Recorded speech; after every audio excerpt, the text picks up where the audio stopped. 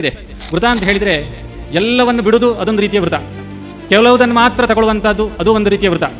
ಎಲ್ಲ ವೃತಗಳಿಗಿಂತೂ ಅತ್ಯಂತ ಶ್ರೇಷ್ಠವಾದ ವೃತ ಯಾವುದು ಕೇಳಿದರೆ ಏಕಾದಶಿ ವೃತ. ಅದೊಂದು ಎಲ್ಲರೂ ಮಾಡಲೇಬೇಕಾದದ್ದು. ಉದಾಹರಣೆಗೆ ಒಬ್ಬ ಮನುಷ್ಯ ಒಂದು ದಿವಸ ಏಕಾದಶಿ ವೃತ ಮಾಡಿದರೆ ಅದರಿಂದ ಏನು ಲಾಭ ಕೇಳಿದರೆ, ಈ ಹೆಂಗಸರಿಗೆ ಈ ಎಂಡೋಕ್ರೈನ್ ಸಿಸ್ಟಮ್ ಅನ್ನುವಂಥದ್ದು ಬಹಳ ಮುಖ್ಯವಾದದ್ದು. ಹಾರ್ಮೋನ್ ಬಿಡುಗಡೆ ಆಗುವಂಥದ್ದು, ಮೇಲಿಂದ ಬರುವಂಥ ಇಡೀ ಋತುಚಕ್ರವನ್ನು ನಿಯಮ ಮಾಡುವಂಥ ಹಾರ್ಮೋನ್ ಬಿಡುಗಡೆ ಆಗುವಂಥದ್ದೆಲ್ಲ ಆ ಎಂಡೋಕ್ರೈನ್ ಗ್ಲ್ಯಾಂಡ್ಸಿಂದ ಬಿಡುಗಡೆ ಆಗುವಂಥದ್ದು. ಎರಡನೇದು ಮಹತ್ವವಾದದ್ದು ಎರೋಮಾಥೆರಪಿ ಅಂತ. ಎರೋಮಾಥೆರಪಿ ಅಂತ ಹೇಳಿದರೆ ಸುಗಂಧ ದ್ರವ್ಯ.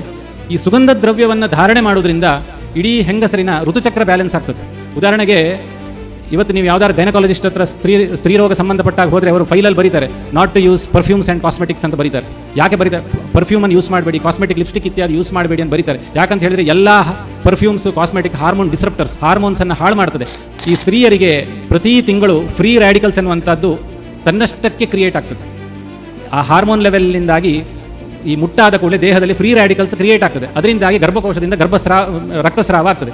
ಸೊ ಈ ಸಮಯದಲ್ಲಿ ನಾವು 3 ದಿವಸ ಅವರಿಗೆ ಆಂಟಿ ಆಕ್ಸಿಡೆಂಟ್ಸ್ ಅನ್ನು ಕೊಡಬಾರ್ದು. ಹಾಗಾಗಿ ಹಿಂದಿನವರು ಸ್ತ್ರೀಯರಿಗೆ ತೀರ್ಥ ತಗೊಳ್ಬಾರ್ದು ಅಥವಾ ದೇವಸ್ಥಾನಕ್ಕೆ ಹೋಗಬಾರ್ದು ಅಂತ ಹೇಳೋ ಉದ್ದೇಶ ಏನು ಕೇಳಿದರೆ ಅವರನ್ನು ಒಂದು ಕಡೆಯಲ್ಲಿ ಕೂತ್ಕೊಳ್ಳಿ ಅಂತ ಹೇಳಿದೆ. ಅದರಿಂದಾಗಿ ಅವರನ್ನು ಸಪರೇಟ್ ಮಾಡಿದನೆನ್ನುವ ಭಾವನೆ ಅಲ್ಲ, ಅವರ ಆರೋಗ್ಯ ದೃಷ್ಟಿಯಿಂದಾಗಿ ಅದನ್ನು ಹೇಳಿದ್ದೆ ಹೊರತು ಬೇರೆ ಯಾವ ದೃಷ್ಟಿಯಿಂದಲ್ಲ. ಹಾಗಾಗಿ ದೇಹ ಒಂದು ಶುದ್ಧೀಕರಣದ ಚಿಕಿತ್ಸೆ ಅಂತ ಹೇಳಲಿಕ್ಕಾಗ್ತದೆ. ಎಲ್ಲವನ್ನು ಸೈಂಟಿಫಿಕ್ ಅಂತ ಹೇಳಿ ಹೋಗಬಾರ್ದು. ಹಿಂದಿನವರು ಏನು ಹೇಳಿದ್ದಾರೆ ಅದನ್ನು ನಾವು ಫಾಲೋ ಮಾಡ್ಕೊಂಡು ಬಂದರೆ ಅದೇ ನಮಗೆ ಸಾಕಾಗ್ತದೆ. ಆಚಾರ ಪದ್ಧತಿಯಲ್ಲಿ ಕೆಲವುದು ಬರ್ತದೆ. ಒಂದು ವೃತ ನಿಯಮ, ವೃತಗಳು. ವೃತದಲ್ಲಿ ಏಕಾದಶಿ ವೃತ ಇದೆ, ಚಾತುರ್ಮಾಸ್ಯ ವೃತ ಇದೆ, ಅನೇಕ ವೃತ ಇದೆ. ವೃತ ಅಂತ ಹೇಳಿದರೆ ಎಲ್ಲವನ್ನು ಬಿಡುವುದು ಅದೊಂದು ರೀತಿಯ ವೃತ, ಕೆಲವುದನ್ನು ಮಾತ್ರ ತಗೊಳ್ಳುವಂಥದ್ದು ಅದು ಒಂದು ರೀತಿಯ ವೃತ. ನಂತರ ಬರುವಂಥದ್ದು ಯಾವುದಾದ್ರು ಒಂದು ವಸ್ತುವನ್ನು ಮಾತ್ರ ತಗೊಳ್ಳುವಂಥದ್ದು. ಉದಾಹರಣೆಗೆ ಏಕಾದಶಿ ವೃತದಲ್ಲಿ ಎಲ್ಲವೂ ಬಿಡಬೇಕು, ನೀರಾದಿಯಾಗಿ ಎಲ್ಲವನ್ನೂ ತ್ಯಾಗ ಮಾಡಬೇಕು ಒಂದು ದಿವಸದ ಮಟ್ಟಿಗೆ, ಇದು ಒಂದು ರೀತಿಯ ವೃತ. ಚಾತುರ್ಮಾಸ್ಯ ವೃತದಲ್ಲಿ ಕೆಲವು ತಿಂಗಳಲ್ಲಿ ಕೆಲವು ಐಟಮನ್ನು ಮಾತ್ರ ಬಿಡುವಂಥದ್ದು. ಇನ್ನು ಕೆಲವು ವೃತ ಇದೆ ಪಯೋವೃತ ಅಂತ, ಬರೀ ಹಾಲು ಮಾತ್ರ ಸ್ವೀಕಾರ ಮಾಡಬೇಕು ಸ್ವಲ್ಪ ಪ್ರಮಾಣದಲ್ಲಿ. ಹೀಗೆ ವೃತವನ್ನು ಹಿಂದಿನವರು ಬೇರೆ ಬೇರೆ ರೀತಿಯಾಗಿ ಅದನ್ನು ಕ್ಲಾಸಿಫೈ ಮಾಡಿದ್ದಾರೆ. ಆದರೆ ಎಲ್ಲ ವೃತಗಳಿಗಿಂತೂ ಅತ್ಯಂತ ಶ್ರೇಷ್ಠವಾದ ವೃತ ಯಾವುದು ಕೇಳಿದರೆ ಏಕಾದಶಿ ವೃತ. ಅದೊಂದು ಎಲ್ಲರೂ ಮಾಡಲೇಬೇಕಾದದ್ದು. ನಮಗೆ ಏಜ್ ಆಗಿದೆ ಅದು ಹೇಳುವ ಹಾಗೆ ಇಲ್ಲ. ಏಕಾದಶಿ ಅನ್ನುವಂಥದ್ದು ಅತ್ಯಂತ ಪವಿತ್ರವಾದ ವೃತ. ಯಾಕೆ ಕೇಳಿದರೆ ಇದರ ಹಿಂದೆ ಒಂದು ದೊಡ್ಡ ವಿಜ್ಞಾನ ಇದೆ. ಕಾನ್ಸೆಪ್ಟ್ ಆಫ್ ಅಟೋಫೇಜಿ ಅಂತ ಹೇಳ್ತಾರೆ. ಅಟೋಫೇಜಿ ಅಂತ ಹೇಳಿದರೆ, ಅಟೋ ಅಂತ ಹೇಳಿದರೆ ಸೆಲ್ಫ್, ಫೇಜಿ ಅಂತ ಹೇಳಿದರೆ ತಿನ್ನುವುದು, ಫೇಜಿ. ಅಟೋಫೇಜಿ ಅಂತ ಹೇಳಿದರೆ ಕಾನ್ಸೆಪ್ಟ್ ಆಫ್ ಸೆಲ್ಫ್ ಈಟಿಂಗ್. ಏನಿದು ಅಟೋಫೇಜಿ ಅಂತ ಹೇಳಿದರೆ ಇದೊಂಥರ ಕ್ವಾಲಿಟಿ ಕಂಟ್ರೋಲ್ ಇದ್ದ ಹಾಗೆ, ರೀಸೈಕ್ಲಿಂಗ್ ಫ್ಯಾಕ್ಟ್ರಿ. ನಮ್ಮ ದೇಹದಲ್ಲೇ ಒಂದು ರೀಸೈಕ್ಲಿಂಗ್ ಫ್ಯಾಕ್ಟ್ರಿ ಇದೆ, ಅದನ್ನು ಆ್ಯಕ್ಟಿವೇಟ್ ಮಾಡುವಂಥದ್ದು ಏಕಾದಶಿ ವೃತ. ಉದಾಹರಣೆಗೆ ಒಬ್ಬ ಮನುಷ್ಯ ಒಂದು ದಿವಸ ಏಕಾದಶಿ ವೃತ ಮಾಡಿದರೆ ಅದರಿಂದ ಏನು ಲಾಭ ಕೇಳಿದರೆ, ಫಸ್ಟ್ ಪಿಕ್ಚರ್ ಅದರಲ್ಲಿ ಏನಾಗ್ತದೆ ಕೇಳಿದರೆ, ನಮ್ಮ ದೇಹದಲ್ಲಿ ಅನೇಕ ವಿಧವಾದಂತಹ ಬೇಡವಾದ ವಸ್ತು, ಸಪ್ತ ಜೀವಕೋಶಗಳಿದ್ದಾವಲ್ಲಿ. ಜೀರ್ಣ ಆಗದೇ ಇರೋ ಜೀವಕೋಶಗಳಿದ್ದಾವೆ, ಬ್ಯಾಕ್ಟೀರಿಯಾಗಳಿದ್ದಾವೆ, ಅದೆಲ್ಲ ಒಂದು ಕಡೆ ಶೇಖರಣೆ ಆಗಿರ್ತದೆ. ಹೀಗಿರಬೇಕಾದ್ರೆ ಅದರಲ್ಲಿ ಯಾವುದೋ ಒಂದು ಜೀವಕೋಶ, ಒಂದು ಜೀವಕೋಶ ಅದು ಆ ದಿವಸ ಹೊಟ್ಟೆಗೆ ಏನು ಬಿದ್ದಿರೋದಿಲ್ಲಲ್ಲ, ಅದು ಬದುಕಬೇಕಲ್ಲ. ಆ ಜೀವಕೋಶ ಏನು ಮಾಡ್ತದೆ ಅಂಥೇಳಿ ಅದು ಅರ್ಧಚಂದ್ರಾಕೃತಿಯಾಗಿ ಪರಿಣಾಮಗೊಳ್ಳುತ್ತದೆ. ನಂತರ ಅದು ದೊಡ್ಡದಾಗಿ ಆ ಉಳಿದಿರುವ ಎಲ್ಲ ವಸ್ತುಗಳನ್ನು ತಾನು ಸ್ವೀಕಾರ ಮಾಡ್ತದೆ, ನುಂಗುತ್ತದೆ. ಅದು ಇಷ್ಟು ನುಂಗಿದ ನಂತರ ಅದಕ್ಕೆ ಲೈಪೋಸೋಮ್ ಎನ್ನುವ ಒಂದು ಅಣು ಅದರೊಟ್ಟಿಗೆ ಸೇರಿಕೊಂಡು ಅದು ಜೀರ್ಣ ಆಗ್ತದೆ. ಅದು ಸಂಪೂರ್ಣ ಜೀರ್ಣ ಆಗಿ ನಂತರ ಬಿಡುಗಡೆ ಆಗ್ತದೆ. ಆ ಬಿಡುಗಡೆ ಆದ ವಸ್ತುವನ್ನು ದೇಹ ಮತ್ತು ಪುನಃ ತನ್ನ ದೇಹದ ಕ್ರಿಯೆಗಳಿಗೆ ಅದನ್ನು ಉಪಯೋಗಿಸ್ತದೆ.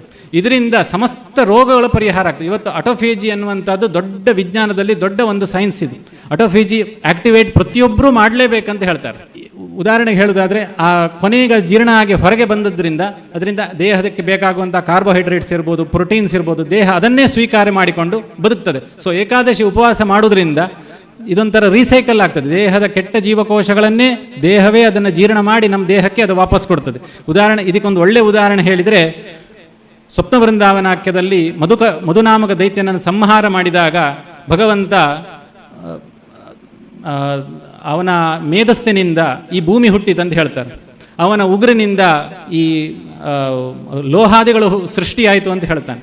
ನಂತರ ಅವನ ರಕ್ತದಿಂದ ಈ ಭೂಮಿಗೆ ಈ ಬಣ್ಣ ಬಂತು ಅಂತ ಹೇಳ್ತಾನೆ. ಭಗವಂತ ಮಾಡಿದ್ದೇನು? ರೀಸೈಕಲ್ ಮಾಡಿದ್ದು. ಮಧುನಾಮಕ ದೈತ್ಯ ಕೆಟ್ಟವ, ಅವನನ್ನು ಕೊಂದು ಅವನ ಪ್ರೊಡಕ್ಟ್ಸನ್ನೇ ಮತ್ತೆ ರೀಸೈಕಲ್ ಮಾಡಿ ನಮಗೆ ಕೊಟ್ಟಿದ್ದಾನೆ. ಸೊ ಹಾಗಾಗಿ ಅದೇ ಥರ ಏಕಾದಶಿ ಅನ್ನೋದು ನಮ್ಮ ದೇಹದಲ್ಲಿರುವ ಕೆಟ್ಟ ವಸ್ತುವನ್ನು ಭಗವಂತ ಮತ್ತು ಪುನಃ ಅದನ್ನು ರೀಸೈಕಲ್ ಮಾಡಿ ನಮಗೆ ಆಗೋ ಹಾಗೆ ಮಾಡಿಕೊಡ್ತಾನೆ. ಇದರಿಂದ ಕ್ಯಾನ್ಸರ್ ಇತ್ಯಾದಿ ರೋಗಗಳು ಪ್ರಿವೆಂಟ್ ಆಗ್ತವೆ ಅಂತ ಇವತ್ತಿಗೆ ಇದು ಪ್ರೂವ್ ಆಗಿದೆ. ಹಾಗಾಗಿ ಪ್ರತಿಯೊಬ್ಬರೂ ಸಹ ಏಕಾದಶಿ ವ್ರತವನ್ನು ಮಾಡಲೇಬೇಕು. ಸಾಧ್ಯ ಇಲ್ಲ ಅಂತ ಹೇಳುವ ಹಾಗೆ ಇಲ್ಲ. ಏಕಾದಶಿ ದಿವಸ ಅದು ಅಷ್ಟು, ಅದಕ್ಕೆ ಶ್ರೀಮದಾಚಾರ್ಯರು ಮಾತ್ರ ಅದಕ್ಕಷ್ಟು ಒತ್ತು ಕೊಟ್ಟಿದ್ದಾರೆ, ಮತ್ತು ಯಾರೂ ಕೊಡಲಿಲ್ಲ. ಹಾಗಾಗಿ ಏಕಾದಶಿ ಮಾಡಬೇಕು. ನಂತರ ಬರುವಂತಹದ್ದು ಸ್ತ್ರೀ ಧರ್ಮದ ಬಗ್ಗೆ ಸ್ವಲ್ಪ ಹೇಳ್ತೇನೆ. ಸ್ತ್ರೀ ಧರ್ಮದ ಬಗ್ಗೆ ಸ್ವಲ್ಪ ಹೇಳಬೇಕಾದ್ರೆ, ನಮ್ಮ ದೇಹದಲ್ಲಿ ಮೆದುಳಿದೆ, ಅದಕ್ಕೆ ನರ್ವಸ್ ಸಿಸ್ಟಮ್ ಅಂತ ಕರೀತಾರೆ. ಅದರ ಒಳಗೆ ಎಂಡೋಕ್ರೈನ್ ಗ್ಲ್ಯಾಂಡ್ಸ್ ಅಂತ ಆಗ ನಾ ಹೇಳಿದೆ, ಹೈಪೋಥಾಲಮಸ್, ಪಿಟ್ಯುಟರಿ ಗ್ಲ್ಯಾಂಡ್ ಅದೆಲ್ಲ ಇದೆ ನೋಡಿ. ಅದೆಲ್ಲ ಸ್ರಾವವನ್ನು ಬಿಡುಗಡೆ ಮಾಡುವಂತಹ ಗ್ರಂಥಿಗಳು. ಅದರ ಮೇಲಿರುವಂಥದ್ದು ನರಮಂಡಲ. ಇದಕ್ಕೆ ನ್ಯೂರೋ ಎಂಡೋಕ್ರೈನ್ ಸಿಸ್ಟಮ್ ಅಂತ ಕರೀತಾರೆ. ಈ ಹೆಂಗಸರಿಗೆ ಈ ಎಂಡೋಕ್ರೈನ್ ಸಿಸ್ಟಮ್ ಅನ್ನುವಂಥದ್ದು ಬಹಳ ಮುಖ್ಯವಾದದ್ದು. ಹಾರ್ಮೋನ್ ಬಿಡುಗಡೆ ಆಗುವಂಥದ್ದು, ಆ ಮೇಲಿಂದ ಬರುವಂಥ ಇಡೀ ಋತುಚಕ್ರವನ್ನು ನಿಯಮ ಮಾಡುವಂಥ ಹಾರ್ಮೋನ್ ಬಿಡುಗಡೆ ಆಗುವಂಥದ್ದೆಲ್ಲ ಆ ಎಂಡೋಕ್ರೈನ್ ಗ್ಲ್ಯಾಂಡ್ಸಿಂದ ಬಿಡುಗಡೆ ಆಗುವಂಥದ್ದು. ಸೊ ಅದಕ್ಕೋಸ್ಕರ ನಮ್ಮ ಪ್ರಾಚೀನರು ಏನು ಮಾಡಿದ್ರು ಅಂತ ಹೇಳಿದರೆ, ಅವರಿಗೆ ವೇದ ಅಧ್ಯಯನ ಅದನ್ನೆಲ್ಲ ನಿಷೇಧ ಮಾಡಿ ಅವ್ರು ಬರೀ ಸಂಗೀತ ಅಥವಾ ಹರಿನಾಮ ಸಂಕೀರ್ತನೆ ಇತ್ಯಾದಿಗಳಿಗೆ ಅವರಿಗೆ ಜಾಸ್ತಿ ಮಹತ್ವವನ್ನು ಕೊಟ್ಟರು. ಯಾಕೆ ಕೇಳಿದರೆ, ಇದು ಎಂಡೋಕ್ರೈನ್ ಗ್ಲ್ಯಾಂಡ್ಸನ್ನು ಸ್ಟಿಮ್ಯುಲೇಟ್ ಮಾಡ್ತದೆ. ಈ ಸಂಗೀತ ಹೇಳುವುದರಿಂದ ಎಂಡೋಕ್ರೈನ್ ಗ್ಲ್ಯಾಂಡ್ಸ್ ಸ್ಟಿಮ್ಯುಲೇಷನ್ ಅತ್ಯಂತ ಪ್ರಖರವಾಗಿ ನಡೀತದೆ. ಹಾಗಾಗಿ ಸ್ತ್ರೀಯರಿಗೆ ಇದು ಬಹಳ ಮಹತ್ವವಾದದ್ದು. ಎರಡನೇದು ಮಹತ್ವವಾದದ್ದು ಎರೋಮಾಥೆರಪಿ ಅಂತ. ಎರೋಮಾಥೆರಪಿ ಅಂತ ಹೇಳಿದರೆ ಸುಗಂಧ ದ್ರವ್ಯ. ಈ ಸುಗಂಧ ದ್ರವ್ಯವನ್ನು ಧಾರಣೆ ಮಾಡೋದ್ರಿಂದ ಇಡೀ ಹೆಂಗಸರಿನ ಋತುಚಕ್ರ ಬ್ಯಾಲೆನ್ಸ್ ಆಗ್ತದೆ. ಉದಾಹರಣೆಗೆ, ಇವತ್ತು ನೀವು ಯಾವ್ದಾದ್ರು ಗೈನಕಾಲಜಿಸ್ಟ್ ಹತ್ರ ಸ್ತ್ರೀ ರೋಗ ಸಂಬಂಧಪಟ್ಟಾಗ ಹೋದರೆ ಅವರು ಫೈಲಲ್ಲಿ ಬರೀತಾರೆ, not to use perfumes and cosmetics ಅಂತ ಬರೀತಾರೆ. ಯಾಕೆ ಬರೀತಾರೆ? ಪರ್ಫ್ಯೂಮನ್ನು ಯೂಸ್ ಮಾಡಬೇಡಿ, ಕಾಸ್ಮೆಟಿಕ್ ಲಿಪ್ಸ್ಟಿಕ್ ಇತ್ಯಾದಿ ಯೂಸ್ ಮಾಡಬೇಡಿ ಅಂತ ಬರೀತಾರೆ. ಯಾಕಂತ ಹೇಳಿದರೆ ಎಲ್ಲ ಪರ್ಫ್ಯೂಮ್ಸು, ಕಾಸ್ಮೆಟಿಕ್ ಹಾರ್ಮೋನ್ ಡಿಸ್ರಪ್ಟರ್ಸ್, ಹಾರ್ಮೋನ್ಸನ್ನು ಹಾಳು ಮಾಡ್ತದೆ. ಅದೇ ಸುಗಂಧ ದ್ರವ್ಯಗಳು, ಮಲ್ಲಿಗೆ ಪುಷ್ಪ ಇರ್ಬೋದು, ಬೇರೆ ಯಾವ್ದಾದ್ರು ಸುಗಂಧ ಪುಷ್ಪಗಳಿದೆ, ಅವುಗಳ ಧಾರಣೆಯಿಂದ ಹಾರ್ಮೋನ್ ಸ್ಟಿಮ್ಯುಲೇಟ್ ಆಗ್ತದೆ. ಆದ್ದರಿಂದ ಅವರು ಸುಗಂಧ ಧಾರಣೆ ಮಾಡಬೇಕು. ಶಿರಸ್ಸಿನಲ್ಲಿ ಧಾರಣೆ ಮಾಡಿದರೆ ಅದು ಅರೋಮಾಥೆರಪಿ ನಿರಂತರವಾಗಿ ಬರ್ತಾ ಇರ್ತದೆ. ಅದು ಹೂ ಧಾರಣೆ ಮಾಡಬೇಕಾದ್ರೆ ಕೂದಲು ಕಟ್ಕೊಳ್ಳೇಬೇಕಲ್ಲ, ಬಿಕ್ರಮಂಡೆ ಮಾಡ್ಕೊಂಡು ಇರ್ಲಿಕ್ಕಾಗೋದಿಲ್ಲ. ಸೊ ಹಾಗಾಗಿ ಕೂದಲು ಕಟ್ಟಿಕೊಂಡು ಪುಷ್ಪ ಧಾರಣೆ ಮಾಡೋದ್ರಿಂದ ಅದೊಂದು ರೀತಿಯ ಅರೋಮಾಥೆರಪಿ ಮಾಡಿದ ಹಾಗೆ. ನಂತರ ಬರುವಂಥದ್ದು ಬಳೆ ಧಾರಣೆ, ಗೆಜ್ಜೆ ಧಾರಣೆ, ಇದೆಲ್ಲ ಒಂದು ಕಾನ್ಸೆಪ್ಟ್ ಆಫ್ ಅಕ್ಯುಪ್ರೆಷರ್ ಅಂತ ಹೇಳ್ಬೋದು. ಎರಡು ಥರದ ಒಂದು ಅಲೈಡ್ ಸೈನ್ಸ್ ಇದೆ. ಇದು ಚೈನಾದಲ್ಲೆಲ್ಲ ಸ್ವಲ್ಪ ಆಕ್ಟಿವ್ ಆಗಿ ನಡೀತಾ ಇದೆ, ನಮ್ಮ ಭಾರತ ದೇಶದಲ್ಲಿ ಅಷ್ಟಿಲ್ಲ. ಆದರೆ ನಮ್ಮ ಪ್ರಾಚೀನರು ಇದಕ್ಕೆ ತುಂಬ ಮಹತ್ವ ಕೊಟ್ಟಿದ್ದಾರೆ. ಅಕ್ಯುಪಂಕ್ಚರ್ ಬೇರೆ, ಅಕ್ಯುಪ್ರೆಷರ್ ಬೇರೆ. ಅಕ್ಯುಪಂಕ್ಚರ್ ಅಂತ ಹೇಳಿದರೆ ನೀಡಲಿಂದ ಕೆಲವು ಪಾಯಿಂಟ್ಸ್ಗೆ ಪ್ರಿಕ್ ಮಾಡಿ ದೇಹದ ರೋಗವನ್ನು ಪರಿಹಾರ ಮಾಡುವಂಥದ್ದು. ಆದರೆ ಅಕ್ಯುಪ್ರೆಷರ್ ಅಂತ ಹೇಳಿದರೆ ಕೆಲವು ಜಾಗಗಳಲ್ಲಿ ಪ್ರೆಷರ್ ಕ್ರಿಯೇಟ್ ಮಾಡುವಂಥದ್ದು. ಈ ಬಳೆ ಧಾರಣೆ ಇರ್ಬೋದು ಅಥವಾ ಗೆಜ್ಜೆ ಧಾರಣೆ ಇರ್ಬೋದು, ಅದು ಅಕ್ಯುಪ್ರೆಷರ್ ಕಾನ್ಸೆಪ್ಟಲ್ಲಿ ಮಾಡುವಂಥದ್ದು. ನಂತರ ಬರುವಂಥದ್ದು ಕುಂಡಲ ಧಾರಣೆ, ಕಿವಿ ಧಾರಣೆ ಮಾಡಲೇಬೇಕಂತ. ಇದು ಕಾನ್ಸೆಪ್ಟ್ ಆಫ್ ಅರಿಕ್ಯುಲೋಥೆರಪಿ ಅಂತ ಹೇಳಿದ್ದಾರೆ. ಇದು ಸಹ ಚೈನಾದಲ್ಲಿ ತುಂಬ ಆ್ಯಕ್ಟಿವ್ ಆಗಿದ್ದಾರೆ. ಹೆಂಗಸರ ಅನೇಕ ಈ ಎಂಡೋಕ್ರೈನ್ ಸಿಸ್ಟಮ್ ಅನ್ನುವಂಥದ್ದು ಆ್ಯಕ್ಟಿವ್ ಆಗೋದು ಕಿವಿಯಿಂದ. ಕಿವಿಗೆ ನಿರಂತರವಾಗಿ ಪ್ರೆಷರ್ ಬೀಳುವುದರಿಂದ ಈ ಸಿಸ್ಟಮ್ ಆ್ಯಕ್ಟಿವೇಟ್ ಆಗ್ತದೆ. ಆದ್ದರಿಂದ ಕರ್ಣಕುಂಡಲೆ ಧಾರಣೆ ಮಾಡಬೇಕಂತ ಪ್ರಾಚೀನರು ಹೇಳಿದ್ದಾರೆ. ನಂತರ ಬರುವಂಥದ್ದು ಋತುಧರ್ಮ. ಇದನ್ನು ಸಂಕ್ಷೇಪವಾಗಿ ಹೇಳ್ತೇನೆ. ಏನಂತ ಹೇಳಿದರೆ, ನಾನಾಗ ಸ್ವಲ್ಪ ಫ್ರೀ ರ್ಯಾಡಿಕಲ್ಸ್ ಬಗ್ಗೆ ಹೇಳಿದೆ, ನಿಮ್ಗೆ ಅರ್ಥ ಆಗಿರ್ಬೋದು. ಫ್ರೀ ರ್ಯಾಡಿಕಲ್ಸ್ ಅಂತ ಹೇಳಿದರೆ, ಒಂದು ಅಣು ತನ್ನ ಒಂದು ಉಪ ಅಣುವನ್ನು ಕಳ್ಕೊಳ್ತದೆ, ಆವಾಗ ಅದು ವ್ಯಗ್ರ ಆಗ್ತದೆ, ನಮಗೆ ರೋಗ ಬರ್ತದೆ ಅಂತ ಹೇಳಿದೆ. ಅದಕ್ಕೆ ಔಷಧ ಆ್ಯಂಟಿ ಆಕ್ಸಿಡೆಂಟ್ಸ್ ಅಂತ ಹೇಳಿದೆ. ಈ ಸ್ತ್ರೀಯರಿಗೆ ಪ್ರತಿ ತಿಂಗಳು ಫ್ರೀ ರ್ಯಾಡಿಕಲ್ಸ್ ಎನ್ನುವಂಥದ್ದು ತನ್ನಷ್ಟಕ್ಕೆ ಕ್ರಿಯೇಟ್ ಆಗ್ತದೆ. ಆ ಹಾರ್ಮೋನ್ ಲೆವೆಲ್ನಿಂದಾಗಿ ಈ ಮುಟ್ಟಾದ ಕೂಡಲೇ ದೇಹದಲ್ಲಿ ಫ್ರೀ ರ್ಯಾಡಿಕಲ್ಸ್ ಕ್ರಿಯೇಟ್ ಆಗ್ತದೆ. ಅದರಿಂದಾಗಿ ಗರ್ಭಕೋಶದಿಂದ ರಕ್ತಸ್ರಾವ ಆಗ್ತದೆ. ಸೊ ಈ ಸಮಯದಲ್ಲಿ ನಾವು 3 ದಿವಸ ಅವರಿಗೆ ಆ್ಯಂಟಿ ಆಕ್ಸಿಡೆಂಟ್ಸನ್ನು ಕೊಡಬಾರ್ದು. ನಾವು ಅವರಿಗೆ ಆ್ಯಂಟಿ ಆಕ್ಸಿಡೆಂಟ್ಸನ್ನು ಆವಾಗ ಕೊಟ್ಟರೆ ಈ ಪ್ರಕ್ರಿಯೆ ನಿಂತು ಹೋಗ್ತದೆ, ಇದು ಹಾಳಾಗ್ತದೆ, ಗರ್ಭಕೋಶದ ಕ್ರಿಯೆ ಹಾಳಾಗ್ತದೆ. ಸೊ ಇದು ನ್ಯಾಚುರಲ್ ಆಗಿ ನಡೆಯುವಂಥ ಒಂದು ಫ್ರೀ ರ್ಯಾಡಿಕಲ್ಸ್, ದೇಹದಲ್ಲೇ ನಡೆಯುವಂಥದ್ದು. ಆ ಸಮಯದಲ್ಲಿ ಅವರಿಗೆ ನಾವು ಆ್ಯಂಟಿ ಆಕ್ಸಿಡೆಂಟ್ಸನ್ನು ಸಪ್ಲೈ ಮಾಡಿದರೆ ಆವಾಗ ಅದು ಆ ಪ್ರಕ್ರಿಯೆ ನಿಂತು ಹೋಗ್ತದೆ, ಆ ಹಾರ್ಮೋನ್ ಅನ್ನುವಂಥದ್ದು ಇಂಬ್ಯಾಲೆನ್ಸ್ ಆಗ್ತದೆ. ಹಾಗಾಗಿ ಹಿಂದಿನವರು ಸ್ತ್ರೀಯರಿಗೆ ತೀರ್ಥ ತಗೊಳ್ಬಾರ್ದು ಅಥವಾ ದೇವಸ್ಥಾನಕ್ಕೆ ಹೋಗಬಾರ್ದು ಅಂತೇಳಿ ಹೇಳೋ ಉದ್ದೇಶ ಏನು ಕೇಳಿದರೆ, ಅವರನ್ನು ಒಂದು ಕಡೆಯಲ್ಲಿ ಕೂತ್ಕೊಳ್ಳಿ ಅಂತ ಹೇಳಿದ್ವಿ. ಅದರಿಂದಾಗಿ ಅವರನ್ನು ಸಪರೇಟ್ ಮಾಡಿದನೆನ್ನುವ ಭಾವನೆ ಅಲ್ಲ, ಅವರ ಆರೋಗ್ಯ ದೃಷ್ಟಿಯಿಂದಾಗಿ ಅದನ್ನು ಹೇಳಿದ್ದೆ ಹೊರತು ಬೇರೆ ಯಾವ ದೃಷ್ಟಿಯಿಂದಲ್ಲ. ಹಾಗಾಗಿ ದೇಹ ಒಂದು ಶುದ್ಧೀಕರಣದ ಚಿಕಿತ್ಸೆ ಅಂತ ಹೇಳಲಿಕ್ಕಾಗ್ತದೆ. ಸೊ ಈ ರೀತಿ ನಮ್ಮ ನಿತ್ಯಾನುಷ್ಠಾನದಲ್ಲಿ ನಾವು ಇದನ್ನೆಲ್ಲವನ್ನು ನಾವು ಅಳವಡಿಸ್ಕೊಳ್ಬೇಕು.